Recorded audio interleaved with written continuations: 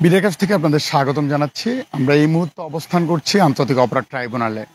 যে আন্তর্জাতিক অপরাধ ট্রাইব্যুনালে আর কিছুক্ষণ পর সাবেক মেয়র যে রয়েছেন ঢাকা উত্তর সিটি কর্পোরেশনের সাবেক মেয়র আতিক সহ 6 জনকে কিন্তু আর কিছুক্ষণ পরে আন্তর্জাতিক অপরাধ ট্রাইব্যুনালে কিন্তু নিয়ে আসা হবে। এবং একই সাথে আপনাদের জানিয়ে রাখি যে এই আন্তর্জাতিক অপরাধ ট্রাইব্যুনালে জুলাই আন্দোলনে সংগঠিত যে মানবতা বিরোধী অপরাধের মামলায় ডিএনসিসির সাবেক মেয়র আতিকুল ইসলাম সহ 6 জন আওয়ামী লীগের নেতাকে কিন্তু হাজির করা হবে। এবং যে ট্রাইব্যুনালের চেয়ারম্যান বিচারপতি গোলাম মুর্তজা মজুমদারের নেতৃত্বাধীন যে ট্রাইব্যুনাল, সেখানে কিন্তু তাদের হাজির করা হবে বলে জানিয়েছেন প্রসিকিউটর বিএম সুলতান মাহমুদ। এবং আতিকুল ইসলাম ছাড়াও এখানে কিন্তু আরো যে বাকি যারা আসামি রয়েছেন তারা হলেন উত্তরা পূর্ব থানা আওয়ামী লীগের শিক্ষা বিষয়ক সম্পাদক শাহিনুর মিয়া, উত্তরা পশ্চিম থানা আওয়ামী লীগের সভাপতি মনোয়ার ইসলাম চৌধুরী রবিন, গাজীপুর মহানগর আওয়ামী লীগের সাংগঠনিক সম্পাদক আবদুল্লাহ আল মামুন মন্ডল, উত্তরা 6 নম্বর সেক্টর আওয়ামী লীগের সভাপতি মোহাম্মদ বশির উদ্দিন, মহানগর উত্তরের 1 নম্বর ওয়ার্ড যুবলীগের সভাপতি দেলোয়ার হোসেন রুবেল। এবং এর আগে কিন্তু ঢাকা উত্তর সিটি কর্পোরেশনে আওয়ামী লীগের মনোনয়ন পেয়ে কিন্তু বিজয়ী হয়েছিলেন আতিকুল ইসলাম। এবং এই যে 5 জন রয়েছে, বাকি 5 জন তাদেরও কিন্তু আন্তর্জাতিক অপরাধ ট্রাইব্যুনালে কিন্তু হাজির করা হবে। এবং আদালতের নির্দেশের পর কিন্তু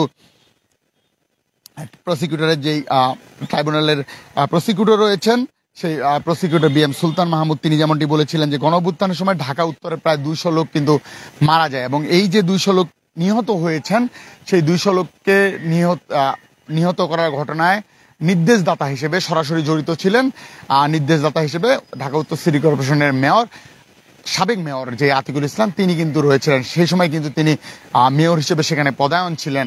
এবং একই সাথে এর আগে যেমনটি আমরা জানি যে এর আগে কিন্তু আওয়ামী লীগের সাবেক এমপি এবং মন্ত্রী সহ মোট 16 জনকে কিন্তু আন্তর্জাতিক অপরাধ ট্রাইব্যুনালে কিন্তু হাজির করা হয়েছিল। এবং আর কিছুক্ষণ পরেই কিন্তু 12টার কিছুক্ষণ পরেই এখানে কিন্তু আন্তর্জাতিক অপরাধ ট্রাইব্যুনালে তাদের কিন্তু হাজির করা হবে। এবং এর পরেই কিন্তু এখানে যে প্রসিকিউটর রয়েছেন প্রসিকিউটর কিন্তু সংবাদ সম্মেলন করে পরবর্তীতে কিন্তু আমাদেরকে আসলে জানাতে পারবেন যে শুনানি পরবর্তী আসলে কি কি কার্যক্রম গ্রহণ করা হয়েছে বা এই যে আন্তর্জাতিক অপরাধ ট্রাইব্যুনালের যেই চলমান যেই কার্যক্রম সেটি পরবর্তী সময়ে এই যে আসামিরা রয়েছেন তাদের নিয়ে আসলে আন্তর্জাতিক অপরাধ ট্রাইব্যুনালের পক্ষ থেকে কি জানানো হয়েছে বা তাদেরকে কারাগারের নির্দেশ বা অন্যান্য কি বলা হয়েছে সেটি সম্পর্কে কিন্তু আমাদের তারপরে কিন্তু জানাতে পারবেন।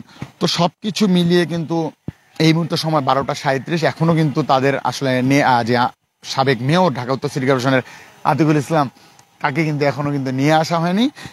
আর কিছুক্ষণ পরে হয়তো বা তাকে নিয়ে আসা হবে এবং এর পরবর্তী সময়ে কিন্তু এখানে কিন্তু তাদের যে কার্যক্রমগুলো রয়েছে আন্তর্জাতিক অপরাধ ট্রাইব্যুনালে এবং তাদের বিরুদ্ধে যে মানবতা বিরোধী অপরাধের সাথে জড়িত থাকার যে অভিযোগ রয়েছে সেই অভিযোগের ভিত্তিতে কিন্তু তাদের মামলা কিন্তু চলমান থাকবে।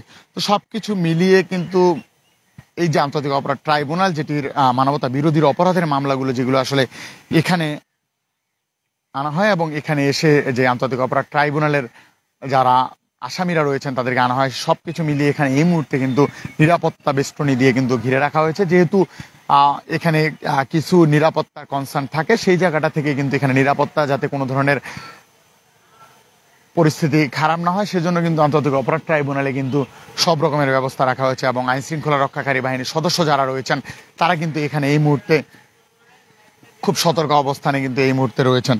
তো সবকিছু মিলিয়ে বলাই যায় আন্তর্জাতিক অপরাধ ট্রাইব্যুনাল আর কিছুক্ষণ পরেই নিয়ে আসা হবে সাবেক মেয়র ঢাকা উত্তর সিটি কর্পোরেশনের আতিকুল ইসলাম সহ 6 জনকে এবং তাদেরকে আন্তর্জাতিক অপরাধ ট্রাইব্যুনালে তোলার পরবর্তী সময়ে সংবাদ সম্মেলন করে আসলে সাংবাদিকদের জানানো হবে পরবর্তী কার্যক্রমগুলো। এই পর্যন্ত আমাদের অপেক্ষা করতে হবে এবং সঙ্গে থাকতে হবে বিডি আর্কাইভের পরবর্তী আপডেটগুলো আমরা আপনাদের আবার জানাবো বিডি আর্কাইভের মাধ্যমে।